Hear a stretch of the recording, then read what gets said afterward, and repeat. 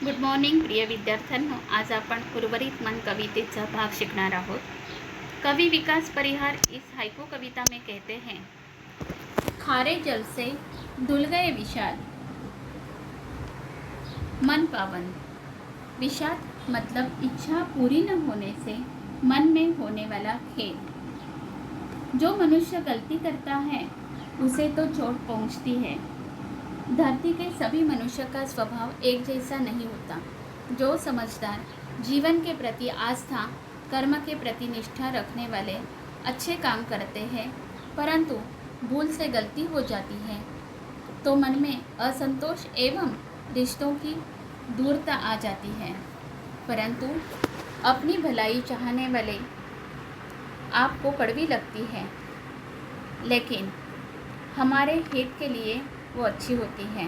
जब सही और गलत का फर्क हमारे समझ में आता है तो मन से सारे दुख दूर हो जाते हैं। मृत्यु को जीना, जीवन विष पीना है जिजीविषा। जिजीविषा मतलब जीने की इच्छा। जीवन जहर से भरा हुआ है।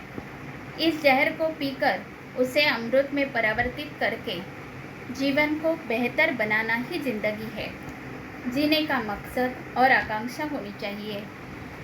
मृत्यु जिस प्रकार अंतिम सत्य कहा जाता है, इसे ही जिंदगी बनाकर जीने का जज्बा रखना होगा, तभी जीवन सफल हो जाएगा। मन की पीड़ा छाई बन बादल, बरसी आंखें।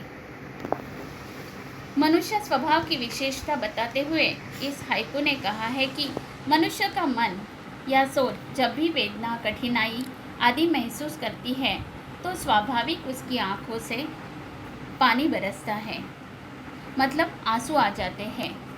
हमें दूसरों के दुख से दुखी और सुख से सुखी होना चाहिए, परंतु दुख दूर करने की कोशिश हर हालत में करनी चाहिए। चलती 7 पटरियां रेल की, फिर भी मौन। मनुष्य जीवन में सुख और दुख रेल की पटरी की तरह होते हैं। रेल की पटरियाँ साथ में चलती हैं, परंतु कभी भी एक नहीं होती, और जहाँ होती है वहाँ रेल भी होती। उसी तरह मनुष्य के जीवन में सुख दुख साथ साथ बराबर चलते हैं, पर एक नहीं होते। जहाँ होते हैं वहाँ उसके अस्तित्व पर आशंकाएं उठती हैं। मनुष्य को सुख और दुख समान रूप से जानकर उसको स्वीकारना चाहिए। सितारे छिपे बादलों की ओट में सुना आकाश।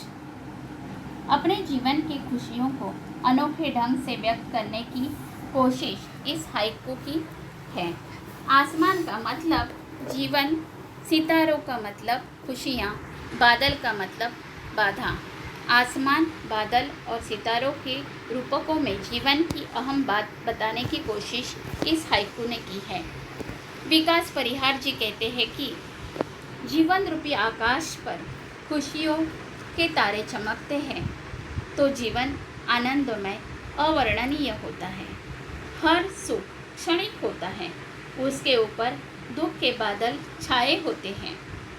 जीवन निराशा से घिरा जाता है। कोशिश करनी चाहिए कि दुख का पर्दा हमेशा के लिए हट जाए। तुमने दिए जिन गीतों को स्वर हुए अमर। अपने जीवन में अपने परिजन, हितचिंतक एवं प्रिय व्यक्तियों का होना अत्यंत आवश्यक है। इनके बगैर कोई भी अपना जीवन सफल नहीं बना सकता। उन्हीं की सहायता से बने अपने जीवन को सफलता प्रदान करते हैं। इन्हें भूलना भी नहीं चाहिए। इनके प्रति कृतज्ञता होनी चाहिए। इन्हीं लोगों के साथ बिताई गई बातें, जीवन संघर्ष हमारे जीवन के अमर गीत बन जाते हैं। इस हाइकू में अच्छे लोगों के साथ को अपने जीवन के गीत के सुर कहा है।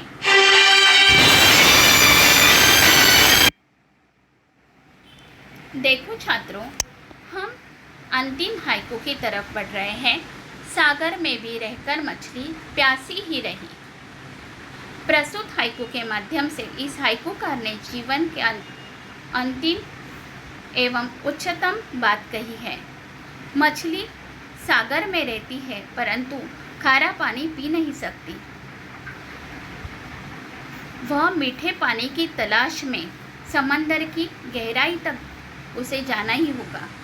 इसी तरह मनुष्य का जीवन खारे समुंदर की तरह होते हैं।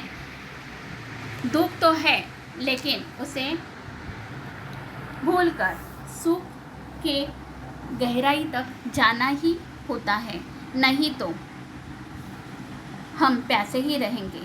इसी तरह मनुष्य की तृष्णा कभी भी मिटती नहीं। Thank you.